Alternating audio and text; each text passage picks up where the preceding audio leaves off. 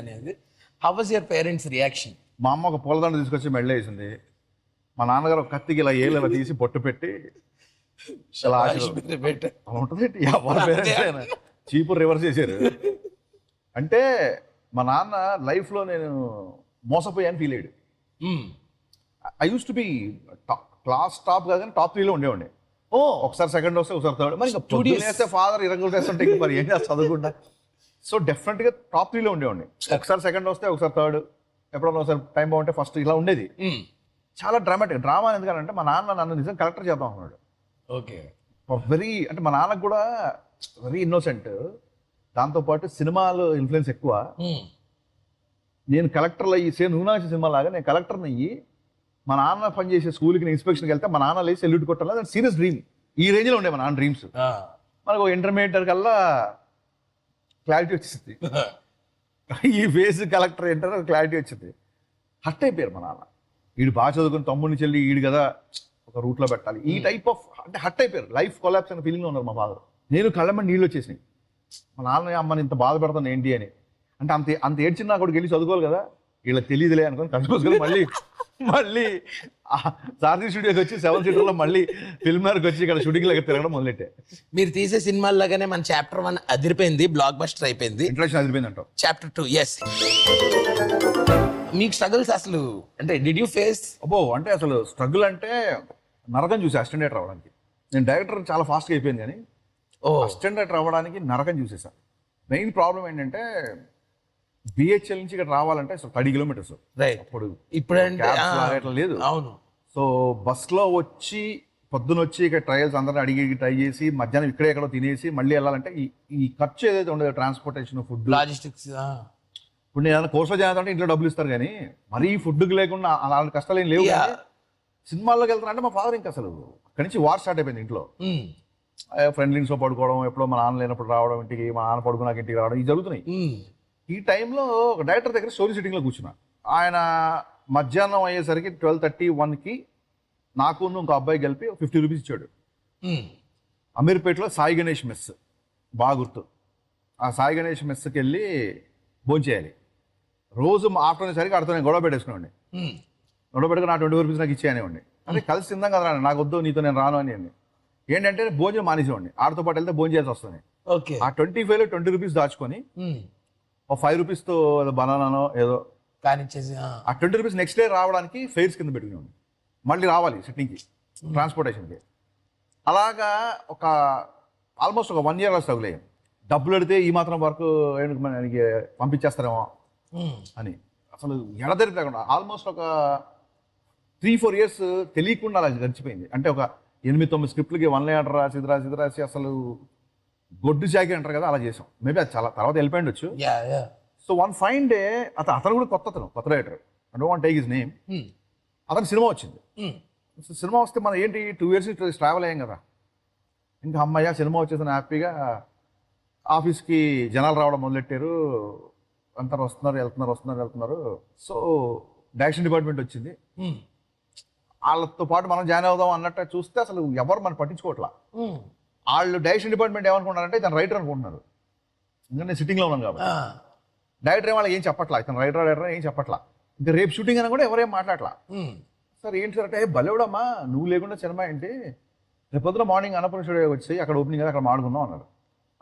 ఏలే పాపం first cinema వచ్చింది కదా, మన మీద ఫోకస్ ఎలా పెట్టుకుని కూర్చుంటాడులే అని చెప్పేసి మార్నింగ్ 6:30 కల్లా అన్నపూర్ణ స్టూడియోకి వెళ్తే అప్పుడే మనోళ్ళు పూలు అయ్యి కడుతున్నారు సినిమా ఓపెనింగ్. ఫస్ట్ నేనే వెళ్ళా. సో లైఫ్లో డ్రామా ఎలా ఉంటుంది అన్నది ఇది రియాక్షన్. నాకు కోడైటర్ ఒక లిస్ట్ తీసుకొచ్చి అమ్మ నీ రైటింగ్ బాగుంటుంది కదా డైరెక్ట్గా అది ఫేర్ చేయమన్నారు అన్నాడు. సరే అని చెప్పి నేను ఫేర్ చేస్తున్నాను. పైన బ్యానర్ పేరు, కథ, మాటలు, దర్శకత్వం రాసుకుంటూ డైరెక్షన్ డిపార్ట్మెంట్ అని రాస్తుంటే నా పేరు లేదు.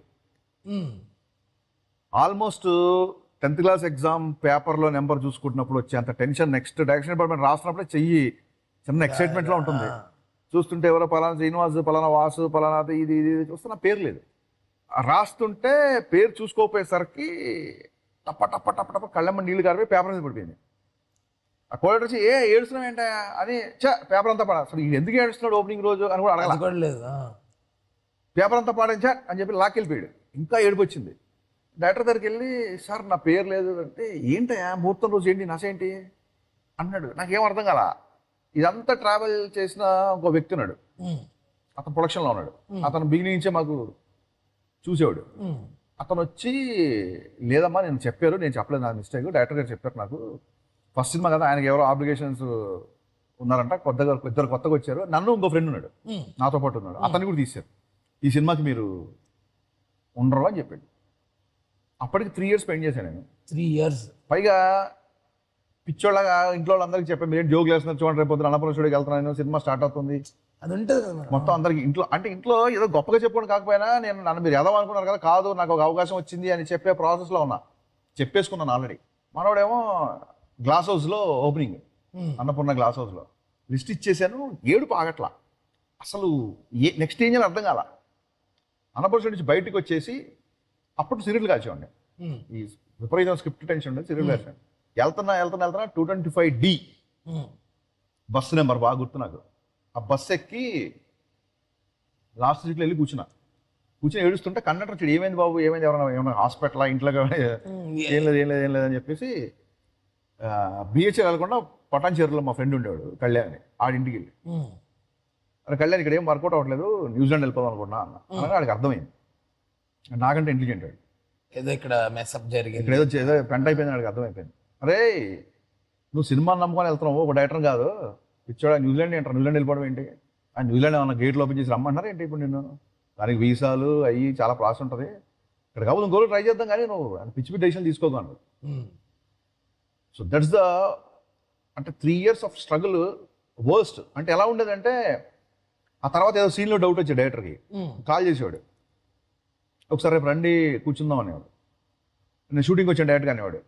షూటింగ్ వెళ్ళి డైలాగులు వాళ్ళకి చెప్తుంటే ఏదైనా బెటర్మెంట్ చేస్తుంటే వడ్డే నవీన్ అనుకుంటా హీరో, వడ్డే నవీన్ గారు. సో వాళ్ళ స్టాఫ్ వాళ్ళందరూ కొంచెం నన్ను ఎంకరేజ్ చేసేవాళ్ళు, హీరో గారు రమ్మంటారు సార్ డైలాగ్ చూడాలి అని చెప్తుంటే, మన పర్లేదే పేరు వేసినా ఏకపోయినా పిలుస్తున్నారు నన్ను అని. ఆ చిన్న ఆ ప్రాసెస్లో ఏమైందంటే బిహెచ్ఎల్కి ట్రాన్స్పోర్ట్, అంటే నేనని కాదు, ఎంత పెద్ద అసిస్టెంట్ ఉన్నా బిహెచ్ఎల్ ట్రాన్స్పోర్ట్ ఇవ్వాలి, ఫార్ అవే, ఓకే కొంతవరకే ట్రాన్స్పోర్ట్ ఇచ్చేవాడు కంపెనీ వాడు.